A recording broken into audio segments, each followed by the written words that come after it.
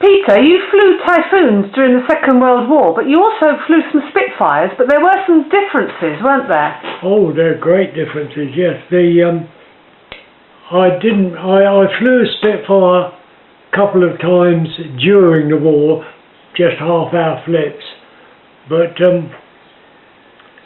after the war I became flight commander, well, at the end of the war I became flight commander on 164 Squadron, and then we were moved to Edinburgh and re-equipped with Spitfire 22s, which were Spitfires with the,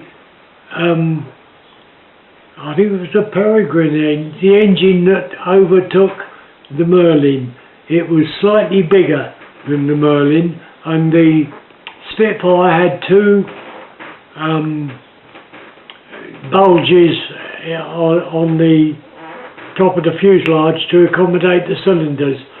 It was a bit bigger than the Merlin, but mainly the Spitfire itself cockpit was the same layout as the normal Spitfires, and the big difference was the fact the way the undercarriage retracted.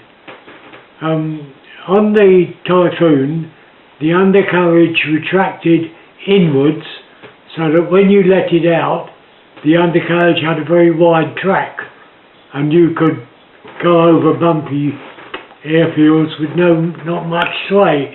The Spitfire, the undercarriage extracted outwards, so that when you let it down, you had quite a narrow track, and if you went over bumpy land, the Spitfire swayed quite deliberately. But that's not the point I'm making. The point I'm making is the lever that you use to retract the undercarriage. On the Typhoon, you had a lever with a circular knob on top. You caught hold of the knob, turned it through 90 degrees, and moved the lever to retract the undercarriage. To bring the undercarriage down again, you grabbed hold of the lever, turned it 90 degrees, brought it down and let go. And it flipped back 90 degrees and locked in position. In the Spitfire, you caught hold of a lever, moved it out of the slot, down to the bottom, or rather moving from putting the wheels up. You grabbed hold of the lever, took it out of the bottom slot, moved it up and clicked it into a top slot. To put the undercarriage down, you grabbed hold of the lever, clicked it out of the top slot, put it down, and then, the important thing, you clicked it into the bottom slot. On my first flight on a Spitfire 22, I took off from Edinburgh, I flew around. It was like flying a sewing machine after flying the Typhoon. The Typhoon vibrated and was a very noisy aeroplane to be in. The Spit 22 was like sitting behind a sewing machine. It just made a humming noise. I came round to land, put the undercarriage down, grabbed the lever, moved it out of the top slot, flipped it down, forgot I was in the Spitfire, and let go. It didn't click into the bottom slot. I turned round and came round into the final approach. No problem.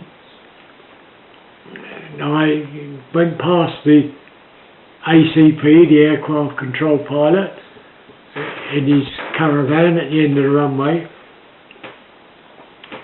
I levelled off perfectly, felt the tail wheel touch, and thought, yeah, that was good. I didn't even feel the main wheels touch. The aircraft then juddered slightly, flopped down, and I was looking at a bent propeller. The undercarriage hadn't come down.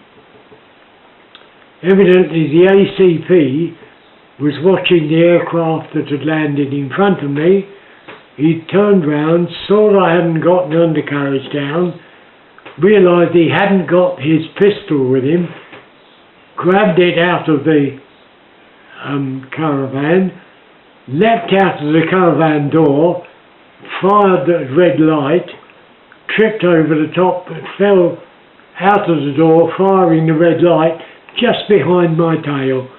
So I didn't see the red light. Had I done so, I'd have gone round again and found out my mistake. As it was, I had my most embarrassing moment of sitting in the middle of the airfield at Edinburgh with a bent propeller and a stalled aircraft. What was the outcome of that, Peter? Well, the outcome was that they had a court of inquiry, and I had an endorsement in my logbook which said gross carelessness, and I was posted immediately away from 164 Squadron as flight commander. And that is another story, that I came down to the RAF fighter pilot headquarters at Stanmore. I went in there and introduced myself, said I'm come here for a posting, and the chap I was talking to, I don't think he even knew why I was being posted. He just said, well, anything you particularly would like to do? Well, I was expecting to be told to go to target towing or something like that. So I thought, best thing to do, get out of the country. So I said, well, got anything abroad? He said, yeah, I've got a nice job for you. He said, I'll post you to, I think it was 130 Squadron. He said, in Norway. He said, it's quite an interesting job there. And I said, oh yes, doing what? He said, oh, you'll find out when you get there. And so I was posted off to 130 Squadron in Norway, which had Spitfires of all things. Oh, it's a bit odd. But when I landed there, I realised they weren't flying very much on Spitfires because they couldn't get the spares, because the war had over and there was rig tightness on using aircraft. The main reason from there was to ferry German aircraft from Norway down to Germany for breaking up.